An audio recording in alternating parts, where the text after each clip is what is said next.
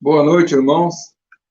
Vamos começar mais um estudo na carta de Paulo aos Efésios, a partir do versículo 17. Agradecemos aos irmãos que estão presentes, que estão sempre aprendendo juntos. Vamos dar início, vamos dar graça ao Senhor. Vamos dar graça. Então, nosso bendito Deus, nosso Pai, agradecemos por nosso Senhor Jesus Cristo. Também agora pedimos por tua direção nesse estudo da carta aos Efésios, que tu estejas nos guiando, nos dando entendimento. Também todos que estão acompanhando pela internet possam estar sendo ensinados também. Agradecemos por teu cuidado para conosco, que desperta tanta ansiedade em muitos e acaba criando problemas. Nós sabemos que tu tens o controle de tudo, possamos confiar em tuas mãos, a cada detalhe de nossa vida. Agradecemos e nos encomendamos, então, para essas reuniões, dando graças no precioso nome de nosso Senhor e Salvador Jesus. Amém. Amém. Amém.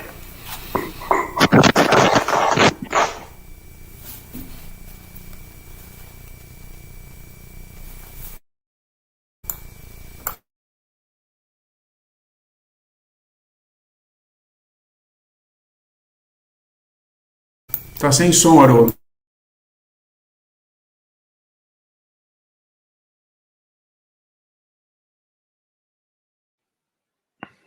Agora tá. Então vamos à leitura. Efésios 4, a partir do versículo 17. E digo isto, e testifico no Senhor, para que não andeis mais como andam também os outros gentios, na vaidade do seu sentido, entenebrecidos no entendimento, separados da vida de Deus pela ignorância que há neles, pela dureza do seu coração, os quais, havendo perdido todo o sentimento, se entregaram à dissolução, para com avidez cometerem toda a impureza.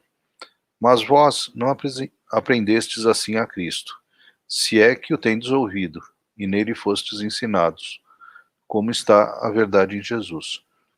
Que quanto ao trato passado, os despojeis do velho homem, que se corrompe pelas concupiscências do engano, e vos renoveis no espírito do vosso sentido, e vos revistais do novo homem, que segundo Deus é criado em verdadeira justiça e santidade. Pelo que deixai a mentira, e falai a verdade, cada um com o seu próximo, porque somos membros um dos outros.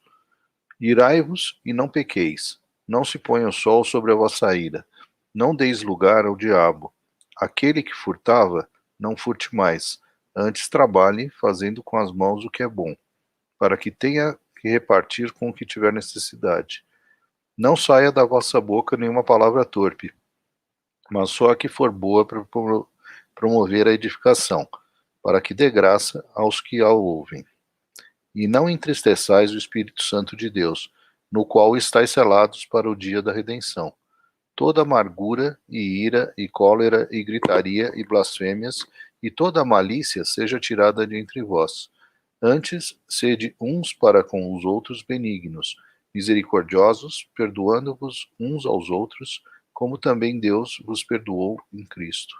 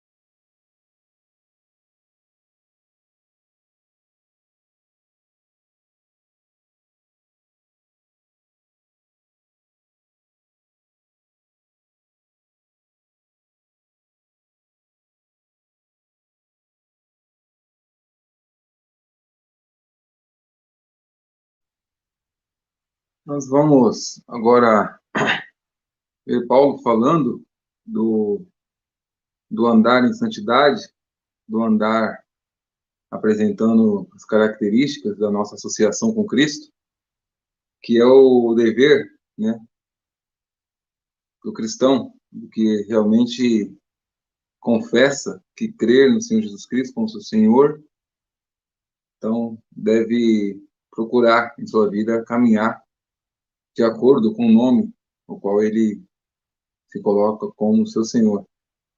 E o ímpio, né, o iníquo, o homem que não conhece a Deus, ele vive de acordo com suas vontades, seus desejos, concupiscências. Já o cristão genuíno, ele deve se medir de acordo com Cristo. A régua que nós temos para medir nosso caminhar não é o outro do lado, não é aquele que é mais ruim, de acordo com nossos pensamentos, não é se comparando com o outro, mas temos uma régua muito alta, o qual nós nunca chegaremos a esse nível, mas sabemos que é o caminho que devemos seguir. E o novo homem, esse nascido de novo, ele vive sempre para agradar a Deus, não a si mesmo. Então é um caminhar que gera uma certa dificuldade no início, né? Deve gerar, mas deve se tornar algo simples conforme nós vamos nos aproximando mais de Cristo. As dificuldades que nós temos inicialmente, nos primeiros passos, né, de uma criança, devem cada dia estar melhorando na medida que vamos conhecendo o caráter de Cristo e aprendendo mais da sua santidade, justiça, e sabendo que agradá-lo é o melhor caminho de nossa vida. Nós não devemos obedecer ao Senhor pensando em méritos ou em ganhar alguma coisa. Mas essa obediência deve ser nossa alegria de viver. Deve ser nossa razão de viver. Não fazer algo por algo, mas fazer tudo por Ele, para que Ele seja engrandecido em nós, né? E o homem possa ver nessa nossa caminhada Cristo resplandecendo. Então é um privilégio, né, para todo cristão genuíno. Outra coisa interessante que a gente ouve muito é que colocar a salvação, né, ligada a esse comportamento exterior, que deve ser o comportamento do cristão, que muitas vezes não corresponde, nós falhamos, né? Mas isso não quer dizer que não sejamos salvos. Nós vemos muitas vezes a pessoa falar que se não pode ser salvo, se faz isso, faz aquilo outro.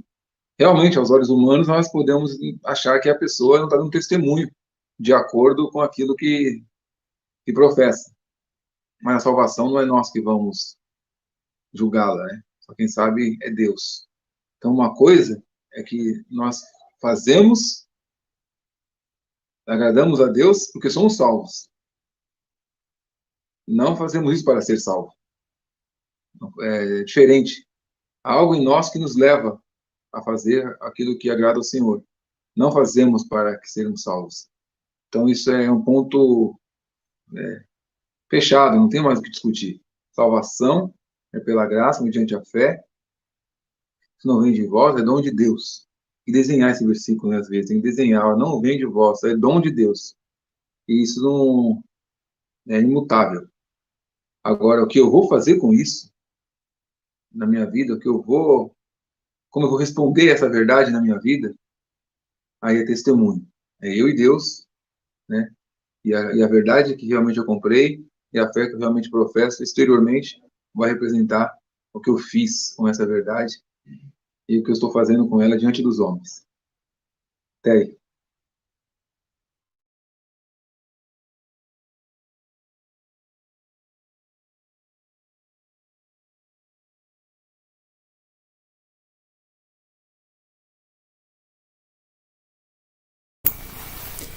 Nesse versículo 17, Paulo está falando, não andeis mais como andam também os outros gentios. Quem são esses outros gentios? Os gentios que não se converteram. Nós sabemos que em Éfeso uma boa parte, ou a maioria dos que se converteram e que formavam a Igreja de Deus lá em Éfeso, era composta de gentios, né? Todos eles vindos da idolatria, do paganismo, das trevas que viviam agora para a luz. Então, essa exortação que Paulo está trazendo, como o Reinaldo estava falando, não é não andando do modo que eles andam que você vai ser salvo. Mas porque você é salvo, ele estava falando, não andeis mais como andam os outros gentios. Porque você já não é mais outro gentio, você agora é a igreja de Deus. Porque aqui, nesse capítulo 4, Paulo vai passar a aplicar a doutrina ensinada nos capítulos 1, 2 e 3, com respeito a Cristo, o nosso chamado para ser parte da igreja de Deus agora. Nós nos convertemos, saímos das trevas e vamos para a luz. O judeu saiu do judaísmo e agora vai para o cristianismo. Ele não tem mais nada a ver com o judaísmo. Ele é um cristão, tanto quanto o gentio é um cristão diante de Deus agora. É membro do corpo de Cristo. Então ele descreve o que é o gentio, né? Ele fala, não andeis mais como andam também os outros gentios, na vaidade do seu sentido, ou seja, andam no desejo de tudo o que eles pensam e fazem. É ele o centro de tudo, né? Entenebrecidos no entendimento. Isso daqui é com o entendimento escurecido, né? Entenebrecido é em trevas. Ele não tem entendimento, ele está nas trevas, ele não entende as coisas. Separado da vida de Deus. Porque, sendo ignorantes quanto ao que Deus é, eles não têm nada a ver com a vida de Deus. Eles não têm comunicação de vida da parte de Deus. E por causa da dureza do coração que eles não chegam a esse entendimento. Versículo 19 fala, os quais, havendo perdido todo sentimento, se entregaram à dissolução para com avidez cometerem toda a impureza. Ora, nós sabemos que antes de nos convertermos, nós estávamos entregues a todas essas coisas. Uns em maior nível, outros em menor, ou com mais envolvimentos numa área do que na outra. Na realidade, todos nós tínhamos uma natureza, a natureza herdada de Adão, pecaminosa, e o velho homem, que não é uma pessoa, mas é tudo que caracteriza o homem em Adão, pecador. Logicamente, nós, quando estávamos em trevas, vivendo nas paixões dos nossos próprios sentimentos, nas próprias ideias, na vaidade do nosso sentido, como diz aqui, não quer dizer que nós estávamos praticando tudo o que é possível um homem pecador praticar. Um homem em seu estado em Adão, né? Descendente de Adão, portanto, com o pecado, podia praticar. Mas quando ele fala aqui de velho homem e novo homem, que nós vamos ver mais à frente, o velho homem não é o homem em si, não é uma pessoa, é um conceito abstrato. Ele está falando tudo o que caracteriza um homem em Adão, antes de se converter, é o velho homem. Todas essas características do pecado, tudo que é horrível para Deus com respeito ao pecado, que caracteriza o homem sem Deus. Então a gente não é para andar neles, como eles andam, porque nós já fomos tirados disso daí. Ele mostrou claramente que antes da fundação do mundo, Deus nos escolheu, nos chamou, nos justificou e agora nos deu bênçãos nos lugares celestiais em Cristo Jesus, e agora nós estamos aqui na terra aguardando a vinda do Senhor nos buscar. Enquanto andamos, nós temos que andar de acordo com o chamado que temos, que é celestial, não é terreno. Nós não estamos aqui para melhorar o mundo, nós não estamos aqui para edificar e ganhar mais e mais nesse mundo e ter grandes propriedades. Nós aqui nesse mundo somos forasteiros, somos de passagem aqui, estamos como peregrinos e forasteiros, porque a nossa cidadania é celestial. Andemos como cidadãos celestiais. Isso aqui é o ponto, né? Quando nós sabemos que em cada país existe a embaixada, né, de outros países. Então, por exemplo, o Brasil tem a embaixada do Brasil lá nos Estados Unidos. no caso, por exemplo, em Los Angeles, tem lá a Embaixada do Brasil. Você, sendo brasileiro, estando lá nos Estados Unidos, a hora que você entra no aeroporto, você passa pela alfândega e a polícia lá pega a polícia alfandegária pega o seu passaporte, olha lá, carimba, ele te autoriza a estar no país dele por aquele período de tempo. Mas você não é um cidadão americano, você é um cidadão brasileiro lá nos Estados Unidos.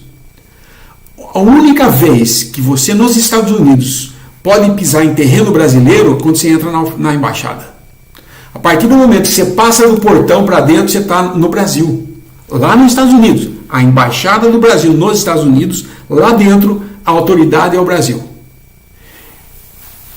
Quando meus filhos nasceram aqui no Brasil, como minha esposa é americana, eu tinha que levá-los na embaixada americana para registrá-los como americanos. Então eu com a Elaine, eu não entrava como um brasileiro, eu entrava como o pai daqueles meninos, meu filho e minha esposa americana. A gente entrava e ia num lugar separado lá dentro, onde a gente registrava os filhos. Quando eles registravam, eles saíam de lá, eles estavam dentro dos Estados Unidos, eles saíam de lá e estavam no Brasil. E eles têm dupla cidadania. Mas o que eu estou dizendo tudo isso aí? Nós aqui na Terra agora estamos andando como que com um passaporte carimbado. Você pode andar por aí, mas não é o seu país aí. Seu país é em outro lugar. O único lugar que nós temos como nosso país aqui é quando a gente está reunido ao nome do Senhor. O Senhor está no meio e aquilo é território dos céus. O céu está aberto para nós ali. Nós temos livre passagem ali à presença de Deus. Ou quando oramos, quando nós vamos orar a Deus, entramos na presença de Deus. Ali é terreno celestial. Mas quando nós não estamos nessa situação, nós estamos no mundo. Porém, não justifica eu andar como o mundo. Eu tenho que andar como um cidadão dos céus. Não justificaria minha esposa, ao sair da embaixada americana, porque agora ela estava no Brasil, que ela ia andar de um modo que fosse fazer uma péssima imagem de um americano. Ela tinha que preservar pelo menos a moral do país onde ela vivia. Assim como eu quando vou nos Estados Unidos. Eu deveria ter o cuidado de me comportar lá de um modo em que eu não envergonhasse nenhum brasileiro. Que eu andasse como um brasileiro, eu fosse um bom exemplo, não um mau exemplo. Então, o que o Paulo está ensinando, o que Deus quer de nós aqui no mundo, é que como nós estamos de passagem, que nós andemos como cidadãos dos céus, não como cidadão da terra. Porque esses outros gentios que andam na vaidade do seu sentido, entenebrecido de entendimento, esses estão aqui e se não se converterem, vão ser condenados, vão ser julgados no final, se eles morrerem na incredulidade, e vão ser lançados no lago de fogo. Mas nós não estamos indo para esse caminho. O nosso lugar é nos céus. Por que nós temos que andar como eles? Então não é a questão de o meu andar me colocar nos céus, mas porque eu estou nos céus, o meu andar aqui tem que ser como um ser de origem celestial, não terrena. Porque a terrena já está com os dias contados, né? Por isso ele fala aqui, vós não aprendestes assim, nossa versão fala, não aprendestes assim a Cristo. Todas as outras versões brasileiras, em português, né, fala, não aprendestes assim a Cristo, não tem nenhuma. A versão do Darby, ela usa um artigo, o, na frente de Cristo. Mas vocês não aprenderam assim o Cristo. O que significa isso? É muito mais do que aprender.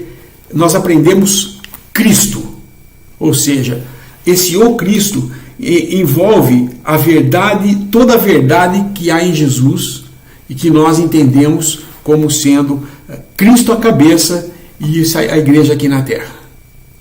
Esse o Cristo, aprendemos o Cristo. Porque o que é aprender o Cristo? Porque nós, para andarmos aqui na terra como cidadãos celestiais, nós não vamos apenas imitar Cristo.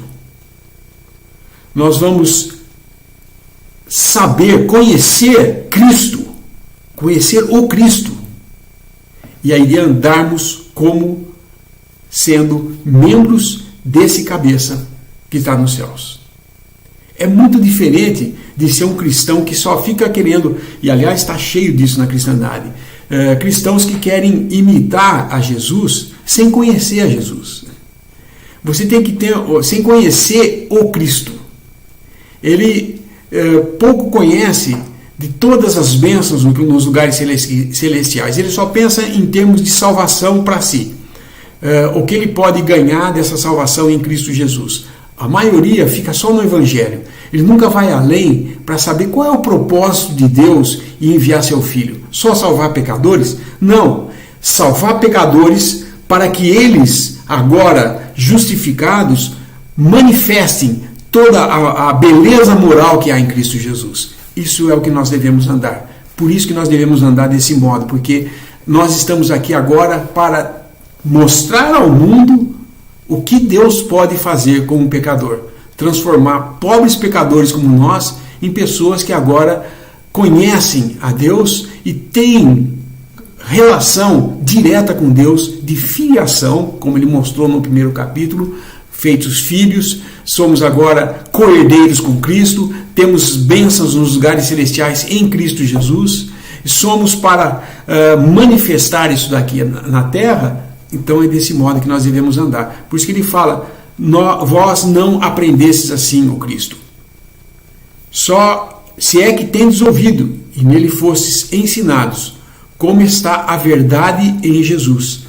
É interessante que ele muda de Cristo para Jesus aqui, porque toda vez que fala, usa Jesus no seu nome de humanidade, ele está falando do homem andando como homem, né? O seu comportamento como homem.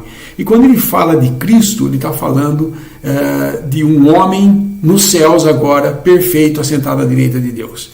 Então, nós aprendemos o Cristo e agora nós fomos ensinados assim como está a verdade em Jesus. Não em Cristo no sentido de cabeça, mas a verdade dele como um homem perfeito que andou aqui na terra, mas que agora está nos céus. Isso faz toda a diferença em nós entendermos o porquê que nós temos que andar desse modo como um cristão, não dando motivo de escândalo para a igreja de Deus, para o gentio ou para o judeu. Nós agora somos testemunhas de Cristo aqui na terra e devemos, pelo chamado que temos em Cristo Jesus, andar desse modo.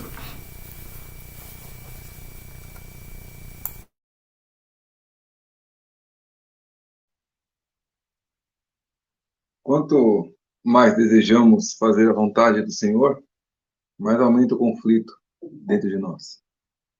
Quanto mais nos aproximamos de Cristo, mais sentimos o mal que há em nós e o que é a carne em nós.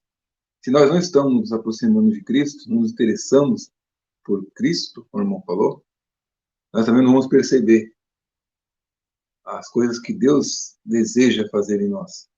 Deus agora não está obrando no mundo, ele não está trabalhando com o mundo no sentido de estar tendo alguma obra ali, as coisas do mundo. Ele está trabalhando no crente. O cristão genuíno hoje é uma ação divina na terra. Deus está com as duas mãos no coração de cada irmão, moldando aquele caráter para transformá-lo cada dia mais próximo do seu filho. Então nós temos esse privilégio de ter Deus nos amando dessa forma e permitindo algumas coisas em nossa vida para que nós possamos conhecer mais o seu filho. Olha que maravilhoso. Deus, ele nos pega com as duas mãos e fica nos levando para próximo do seu filho, para que cada dia mais possamos ficar perto dele. E quanto mais perto dele, percebemos quanto precisamos mudar em nós mesmos. Quando estamos longe, nós não conseguimos mais perceber isso. Acho que o Darby que fala isso, né? É a coisa mais triste do que você confessar um pecado para Deus que você nem se arrependeu, nem sentiu ele, não sentiu o pecado, você não sentiu o mal está na sua vida. E confessa sem nenhum tipo de temor, sem ter o Cristo diante de você, diante de nós, né? Então, é maravilhoso poder perceber diante de Deus que Cristo está em nós, que há Espírito Santo agindo dentro de nós, porque nós nos incomodamos quando nos vemos diante do Senhor. Isso é bom, na verdade, porque quando o pecado nos incomoda, é porque há vida em nós. Não é questão de consciência. Consciência é quando você briga com alguém e por causa da pessoa que está triste, por causa de você não perder relacionamento com ela, você vai pedir desculpa. Mas quando há uma vida divina, você percebe que antes de magoar aquela pessoa, ou de fazer aquilo, você primeiro ofendeu a Deus. Antes de qualquer coisa, é Deus que está triste. É por causa dele que nós tentamos mudar aquele quadro, corremos para arrumar as coisas, não porque queremos restaurar um relacionamento. Antes, queremos agradar ao Senhor. É muito diferente isso. O homem ímpio também tem consciência. Ele fica preocupado, ele fica angustiado com as suas coisas, mas não por causa que ele está diante de Deus. Ele tem interesses próprios em cada situação. O crente, ele olha para Deus e percebe que, antes de tudo, foi o Pai que entristeceu. Então é muito maravilhoso poder ter essa nova vida, que é dado por graça, né? Um dom divino que recebemos pela fé. É um texto bom. 1 Pedro, capítulo 1.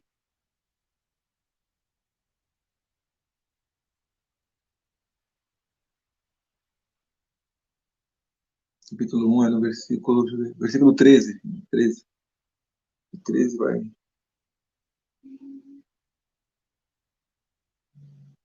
Portanto, fingindo os lombos do vosso entendimento, sede sóbrios, esperai inteiramente na graça que se vos ofereceu na revelação de Jesus Cristo. Como filhos obedientes, não vos conformando com as concupiscências que antes havia em vossa ignorância. Mas começando aquele que vos chamou, sede vós também santos em toda a vossa maneira de viver. Porquanto está escrito, sede santos, porque eu sou santo.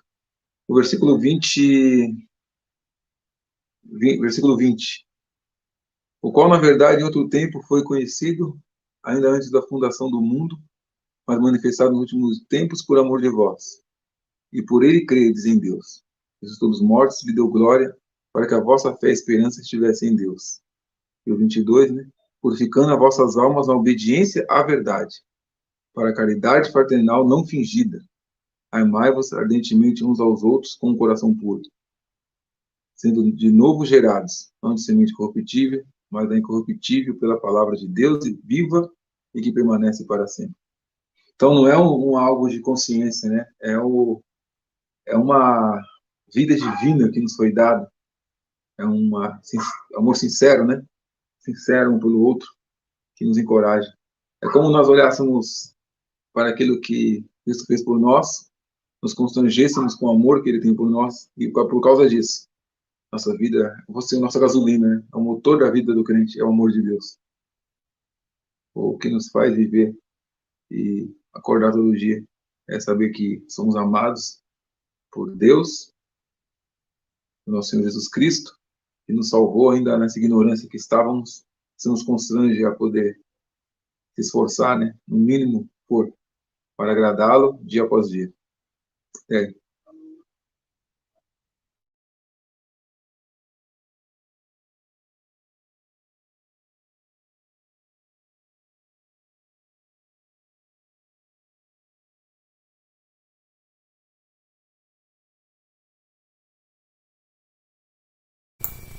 Os versículos de 22 a 24, eu gostaria de fazer uma observação aqui. Na nossa versão, ele fala ou põe o verbo de um modo que dá a impressão que é uma coisa que nós temos que fazer, que está ordenando para a gente se despir do velho e se vestir do novo, né? ou se revestir do novo. Veja aqui no versículo 22, fala aqui: quanto ao trato passado, vos despojeis do velho homem, que se corrompe pelas concupiscências do engano, e vos renoveis no espírito do vosso sentido, e vos revistais do novo homem que segundo Deus é criado em verdadeira justiça e santidade. Na realidade, esses verbos deveriam ser conjugados assim, que quanto ao trato passado, esse verbo está num passado contínuo, fostes ensinados, fostes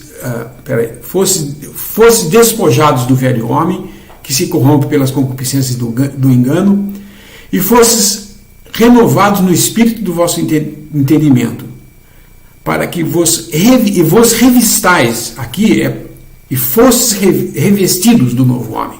Na verdade, quando ele fala aqui no vos despojeis, ele está dizendo é uma coisa que aconteceu já e não repete mais. É um tempo de verbo que fala já fostes despidos do velho homem. Porque aí faz até mais sentido o que ele está falando. Porque ele está falando que nós andemos, já no versículo 19, no 17 mesmo, não andeis mais como andam também os outros gentios, é porque, quanto ao trato passado, vou indo para o versículo 22, já fosse despidos do velho homem, que se corrompe pelas concupiscências do engano, e que vos renoveis no espírito do vosso sentido, porque já fostes revestidos do novo homem. Ou seja, nós fomos despidos do velho e vestidos do novo.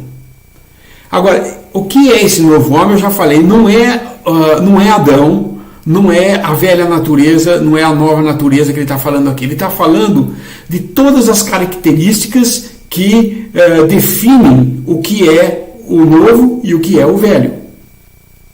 Então, o novo homem aqui é Cristo Jesus. Ele não é a pessoa de Cristo, mas é tudo o que mostra que Cristo é o que ele é.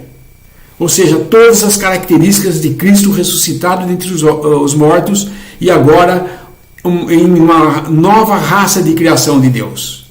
Um homem nos céus, agora transformado com um corpo glorioso, glorificado nos céus.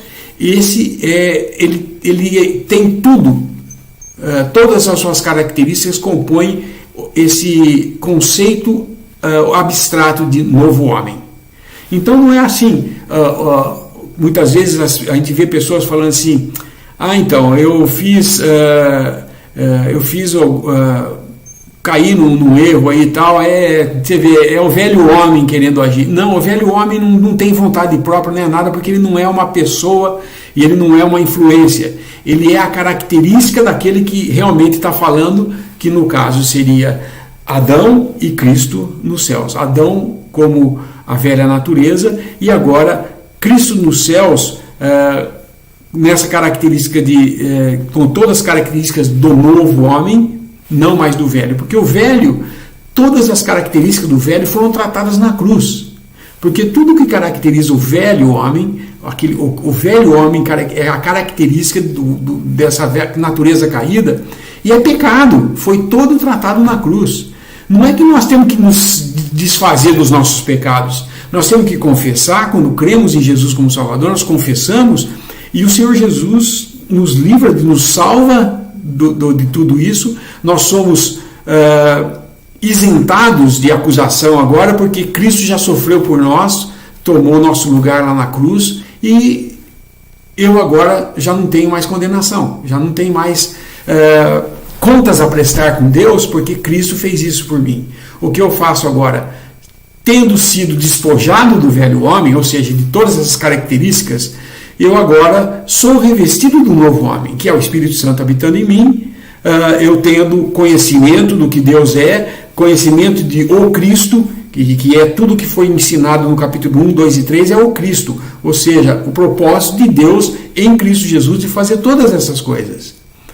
Quando eu entendo tudo isso daí, fazer as coisas que são de acordo com a verdade que há em Jesus, não é um fardo, não é uma dificuldade, é uma consequência natural dessa nova natureza que em mim há, e o Espírito Santo habitando em mim pela fé, quando crio no Evangelho da Salvação, é aquele que me dirige agora, intercede por mim, por nós, né, por todos nós que cremos.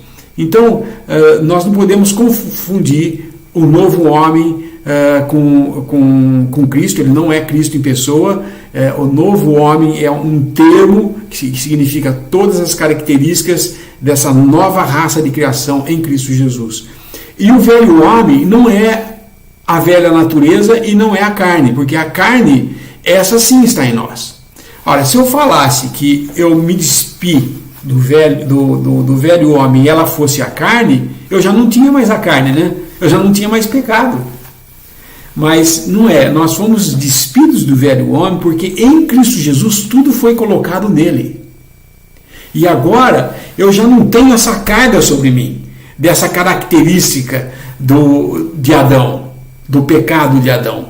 Já foi tratado, ele pôs tudo na cruz e resolveu o assunto. Está encerrado. Deus esquece de tudo isso agora. E você passa a viver uma nova vida agora em Cristo Jesus, onde não é mais a questão de ser entenebrecido nas concupiscências, né, na vaidade do nosso sentido, ou entenebrecido entendimento, separado de Deus. Não, ao contrário. Nós estamos ali agora em verdadeira justiça e santidade. É a grande diferença de sermos cristãos agora. Nós estamos em verdadeira justiça e santidade. Santidade é separação.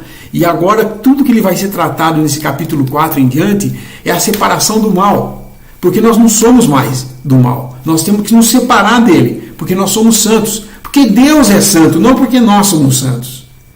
Sede santos porque eu sou santo, nós lemos agora, né? Deus falando isso para nós. Mas ele não está ordenando que nós sejamos santos, porque eu não tenho jeito de ser santo. Eu só sou santo porque Deus me santificou em Cristo Jesus.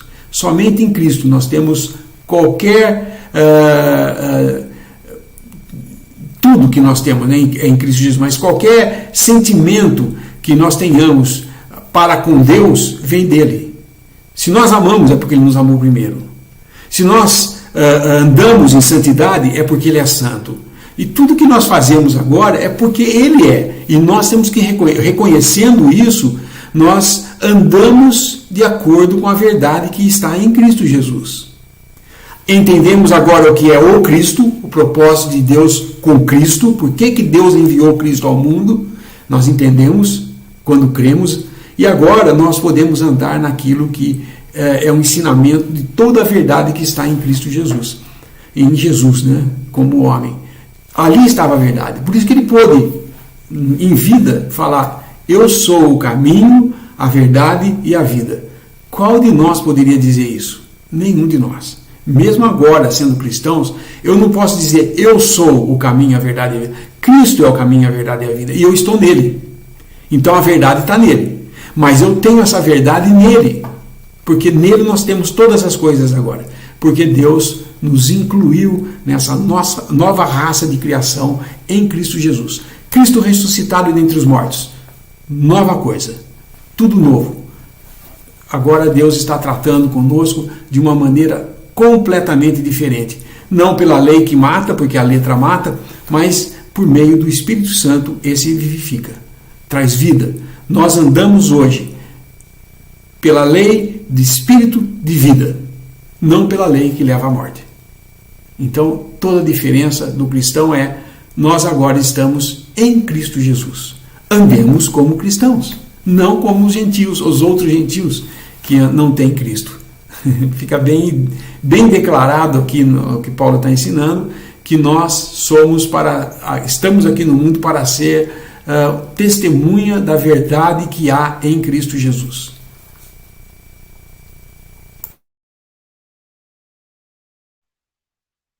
Esse fato me lembrou uma passagem que estar lavado não é diferente de se lavar-se, né?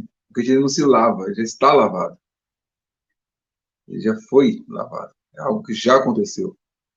No Antigo Testamento, na consagração do sacerdote, eles eram lavados uma única vez na consagração. Depois não tinha mais aquele ritual. Era a única vez que eles tinham que ser lavados para iniciar o seu trabalho sacerdotal, quando ingressavam, né, os filhos de Arão. E depois não tinha mais aquele banho. Era a única vez que eles tomavam aquele banho. O crente também, quando ele recebe a Cristo, quando ele é um novo nascimento, na verdade, né? Ele já está lavado. Ele já agora já está, ele já tem condições, né? De crer no Senhor. Eu não sei se eu usaria o termo, se já está lavado quando o novo nascimento. Depois o Lineu me ajuda nessa parte aí. Mas uma coisa é estar lavado, outra coisa é lavar-se. Porque a gente já está lavado. Porque nos sujamos aos pés nesse mundo. A nossa caminhada no mundo, nossos pés se sujam. Aí nós temos nosso Senhor Jesus Cristo, que nos purifica diariamente, né? Oração, confissão, estamos sempre tendo que estar lavando nossos pés. É o que ele vai falar para os discípulos no Evangelho de João, né? Aquele que está lavado não necessita de lavar-se novamente. Já está. Senão os pés, que é o que nos suja nesse mundo. Que é andando nesse mundo que contaminado, nós estamos sempre tem que estar vigiando, né? Em relação a isso, porque precisamos estar sempre diante do Senhor, porque Ele vai fazer esse trabalho sacerdotal dessa purificação nesse sentido. Então, a única vez, né, então essa ideia de que isso é muito comum, vendo na cristandade as pessoas tentando melhorar o homem, né? Curso para vencer não sei o quê, campanha para abandonar aquilo outro, o exercício na carne, tentando mentalmente fazer a pessoa abandonar algum mau hábito e usando disso de campanhas e procissões lá, sei lá como é que se explica aquilo, mas não resolve, não resolve. O que, na verdade, o que a gente deve fazer é se ocupar com Cristo, e nesse exercício ele vai percebendo as belezas que há em Cristo, as alegrias que há em Cristo, e tudo se torna melhor para ele. Há prazer em Cristo, né? Alegria em Cristo. E tudo isso começa a ser o seu lenitivo de vida, o que lhe agrada. Então ele começa a abandonar o outro. Então é simples assim. Quanto mais queremos Cristo, mais vamos nos se parecer mais com Ele. Não é uma questão de querermos por nós mesmos, despojar, né? Despojar da carne. Agora eu vou fazer o descarrego, né? Isso não existe. Chega a ser engraçado. Isso não acontece. É exercício, oração, dependência de Deus, porque lavados já estamos, porque somos salvos. Nós somos salvos, estamos sendo salvos e seremos salvos, né? Somos salvos judicialmente, estamos sendo salvos por Deus das nossas aflições e das tribulações dessa vida e seremos salvos quando nos tirar do mundo. Então, todo dia o Senhor está me salvando de alguma coisa. Também é maravilhoso. Mas lavados já estamos. Isso não vai mudar nunca. Agora só precisamos lavar os pés, né? Que é esse contexto de entendermos o brilho do caráter moral de Cristo e mostrá-lo para o mundo. É.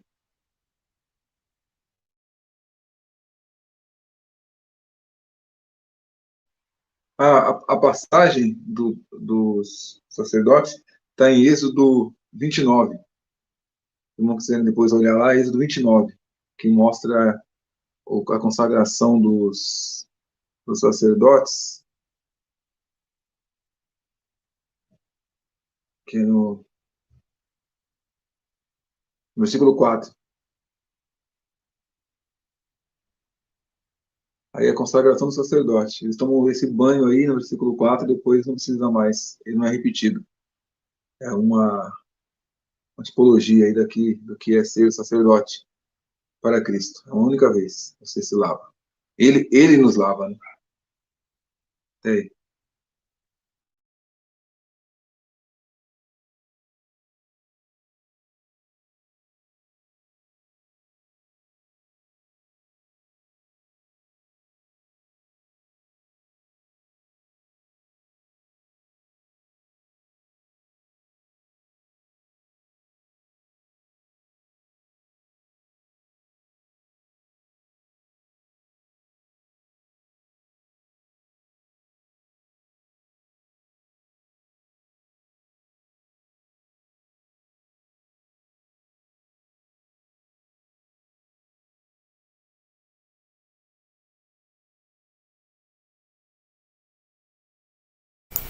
Em contraste com o despojar, termos sido despojados do velho homem, tudo que caracteriza o velho homem é a corrupção, porque ele fala no versículo 22 que se corrompe pelas concupiscências do engano. É a corrupção e o engano, né?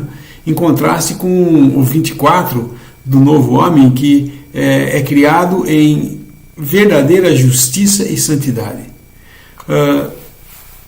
O que o Reinaldo está falando é no sentido de que nós somos lavados uma só vez e depois nós somos dia a dia, conforme o mundo, a contaminação do mundo nos pega, nós precisamos lavar nossas mãos, nossos pés, essas coisas assim.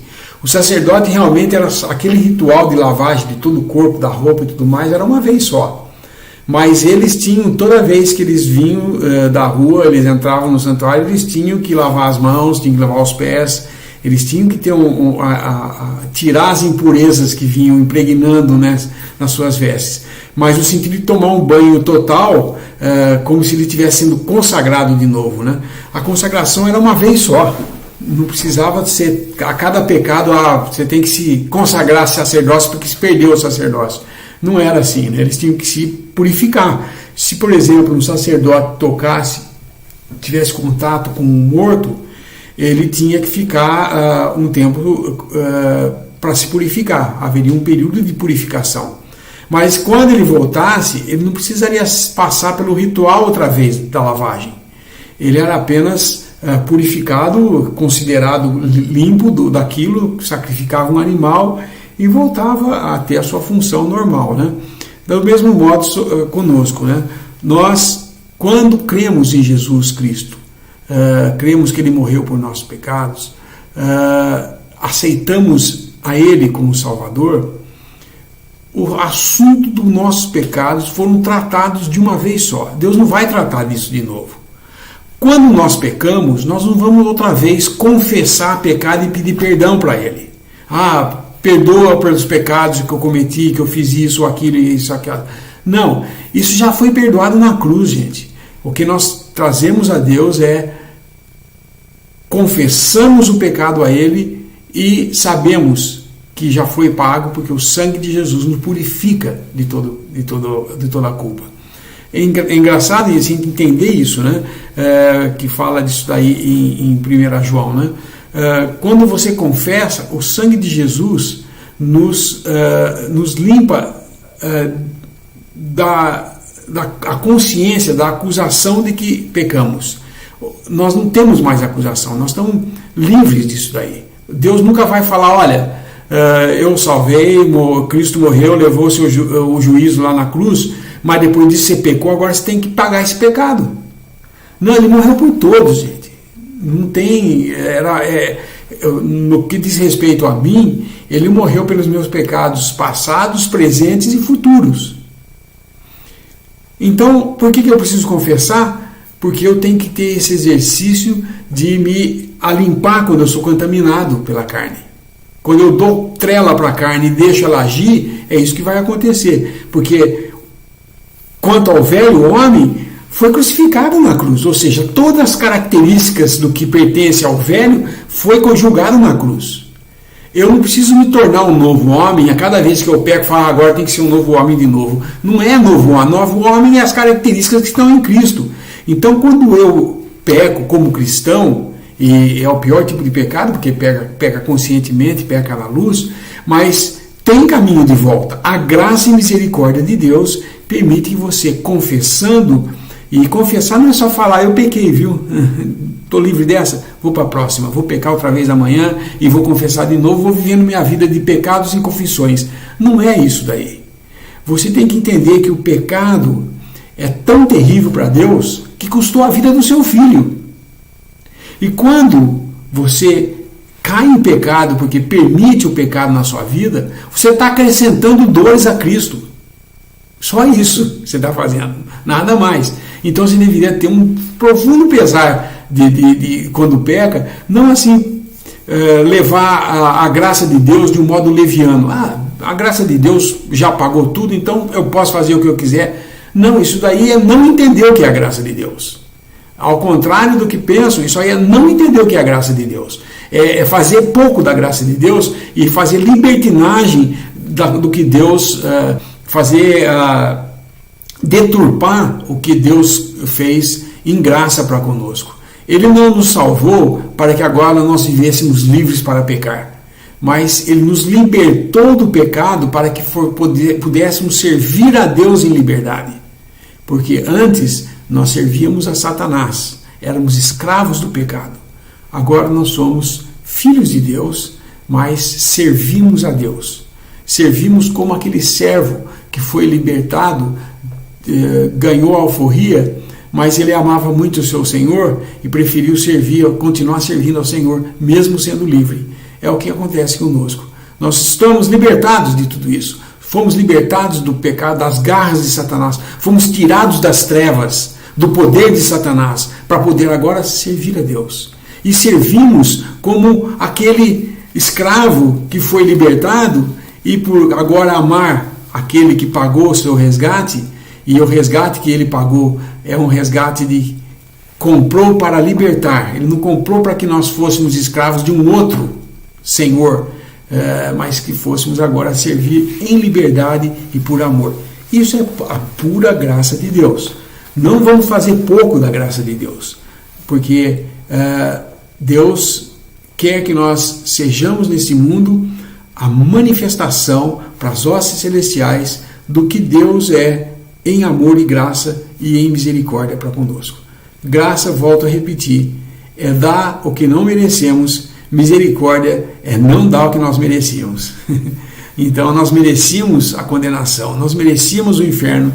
Deus não quer dar isso para nós. Ele, por misericórdia, nos poupou desse juízo, fazendo cair sobre o seu Filho.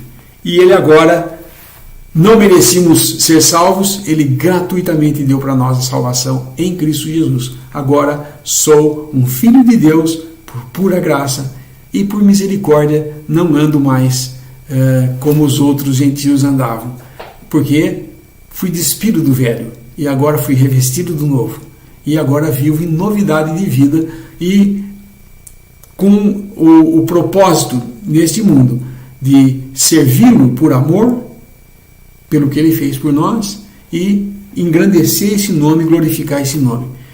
Que me importa o que os homens vão pensar ou julgar de mim? Não importa nada, mas é o Senhor.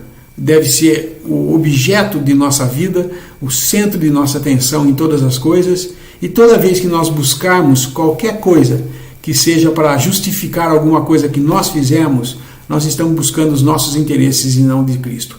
Mas se o que eu estiver fazendo é para enaltecer o nome de Cristo, então isso é o que Deus quer de nós. Que nós estejamos aqui para andar do modo digno da nossa vocação.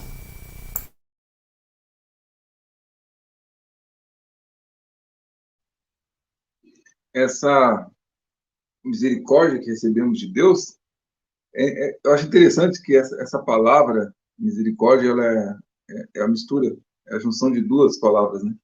Miséria, miser, e cardia, coração. É quando a nossa pobreza toca o coração de Deus, né? É misericórdia. Aí você vê como Deus, ele olha para nós, vê que a nossa pobreza não há o que fazer, a não ser ele pegar o coração dele, que é o seu próprio filho, né? E colocar ali diante de nós. Eu também considero que confessar um pecado é mais difícil do que pedir perdão. Pedir perdão, às vezes, é um ato só, mas confessar é você falar o que fez, né? Isso, para Deus. E quando você faz isso, você percebe que teve todas as chances de não fazer. Deus nunca faltou na força para a gente evitar que aquilo acontecesse. E na confissão nós percebemos, aí vem o genuíno arrependimento, né? Quando percebemos que quanto estávamos errados, quanto erramos e quanto magoamos a Deus. Confissão ela nos limpa a nossa consciência, porque é como nós tivéssemos falado para o nosso Pai, e ao mesmo tempo que falamos para Ele o que fizemos, nós vamos com aquele coração contrito, mas na certeza de ser perdoado. É interessante isso, né?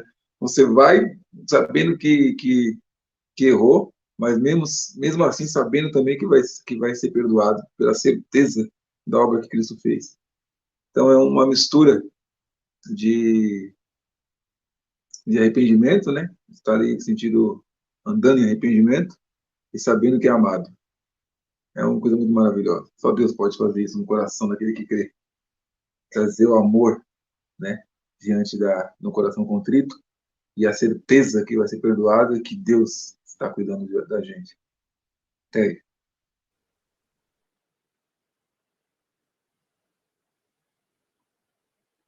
Bom, irmãos, estamos já nos minutos finais aí, se tiver alguma consideração final a fazer.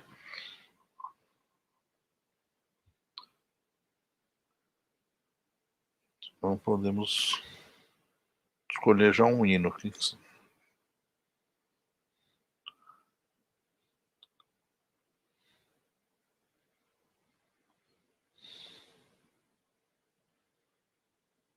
Fala, Reinaldo. Hoje eu não estou com com a cara embaixo da manga, não. Hoje eu não estou com uma embaixo da manga.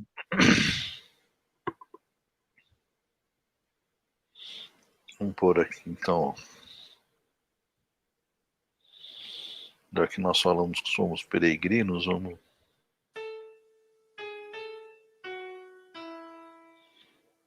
Triste aridez é o mundo, é um peregrinar, mesmo no mais formoso, a morte se há de achar. Mas, ó Cordeiro em glória, no céu vamos achar descanso verdadeiro e um eterno lar. Com outros peregrinos, os ermos ao cruzar, veremos sim gozosos o nosso novo lar. Cumpridos os trabalhos, lições e o sofrer, por ti, Senhor, iremos arrebatados ser, e lá com teus queridos, cercando o teu ser, todos já conhecidos, nos anelamos ver. Os anjos gloriosos reunidos hão de estar, e o teu rosto, ó Cristo, iremos contemplar.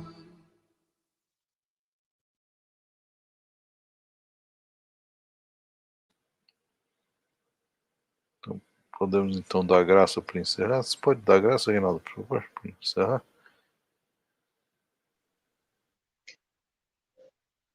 Pai, te damos graça por sua misericórdia, todos os dias em nossas vidas, por esse momento, Pai, que aqui estamos, junto com nossos irmãos, que estão aqui nessa live, que estão em Brasília, estão, muito obrigado, Brasil, nesse momento, se reúnem, Pai, através dessa ferramenta, ou de qualquer outra, para aprendermos juntos e crescermos nessa graça, e assim, Pai, podemos resplandecer a glória do Teu Filho em nossas vidas. Nos ajuda nesse caminho, para que, perto do Senhor, possamos, cada dia, nos limpar e assim nos apresentar lavados como somos, e que os homens possam ver, Pai, a beleza de Cristo em nós. Damos graça por, mais uma vez, por essa noite tão gratificante de estarmos reunidos assim, nossos irmãos, aprendendo, que é um privilégio. Damos graças em nome do nosso Senhor Jesus Cristo. Amém. Amém. Amém. Boa noite, irmãos. O Senhor permitindo, nos vemos na próxima semana. E continuamos do versículo 25, então. Então tá. Boa noite.